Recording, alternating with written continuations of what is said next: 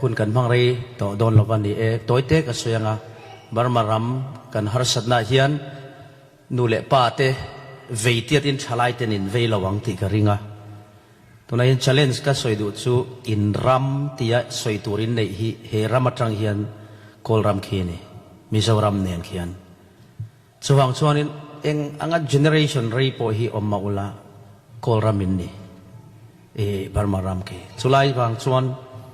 ma ni pianaram musit tu tele ngai tha tu te hi namro puile mi fingan ni ngai lawa pathian in chuang ngai law ni chuwang jon helaya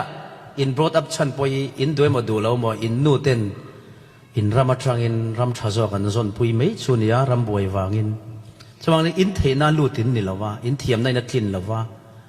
in education qualification in atlin lawa war chu pathian in atlin ani alpa hin atlin ma soi thla chu ni ma se pathin rama pek che uchu khilai barma ram le ke mani mizoram khini ram ni nang ni chin nein van nei zo ka chu kan soi tum chu na tinge tu na hin in ram boi khi pitar putar chau hian man lak ti hi thalai te in challenge ro upalam chau nu le pan chau in nga tinge man laka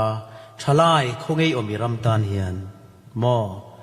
khongei ram tani omve nang ma poisa khol ve a po khian nang ikal thelo ni pon enge I chung te nilovin nang ma nge ni donate ve don enge ti ve don khikian zalen na amu huna itel ve ti ni soingam donem inu le pa te a khani be don nge itel ve ti ni soingam don chawang chuanin zalen na sual tur hian khovel hian putar pitar tarma anda ngai lo thalai anda thin nang ni thalai ho po in ram zalen na sual tur khian trong china te sumle pai nang mani lo chun chuna in khol ve in pek phal chin te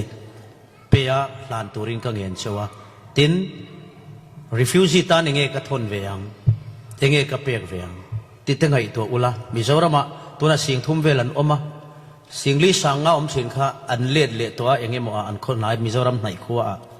chu ti chungpon mizoram in kan la kep zel ngai thau chuwang chuanin hei hi ka challenge lu chuni lai u nau ten trang emanga te mizo hi kanin thada tlat ti lai te po hi kan thlema wanga in thada kan thlema kan ti chun alang thlema lom ani lo in ti thlem ti hi ka sia an tama wango ta ti taman ni lo an tho rim zia hi ka sia helaya chuanin tle min kan lai u nau ain kan ramtan kan ipte thuk set thiamem kan ipte hi pon lang ve deu sela han in phor ngamila ti chuanin khiram khian nangma awangin mel thar khovel thara mudon ani mi chen khatte chon heram hi barma ram khi achat ve chuan heta chuklai hen om hen an tum hlenem chuti khopin barma ram ho sakna hin hre chiang ani tlang pakhat khi han ente ro lira khat tlang ani lung hlu tlang te hrethiamem lung thami tlang te ikot pia lo kami khawalai te rangka chaka om mai masenga tige ti khop khianin mizoram state te in musit khopin lockdown theya apachiat kan te jon shwai tu chia wangani khi shwai tu khi thak turin pathian hen mi puiten hena mo phurna min pe a su mi puiten hena mo phurna min pek mangchon nang khian ram hi ram chulal pa ta ni atiang khan I en kol turani ik hoisan turani lo chuwang chuan khongai takin I ram lam khi lo hoi le zualang che thalai ti in kan fuinon le chuni kalome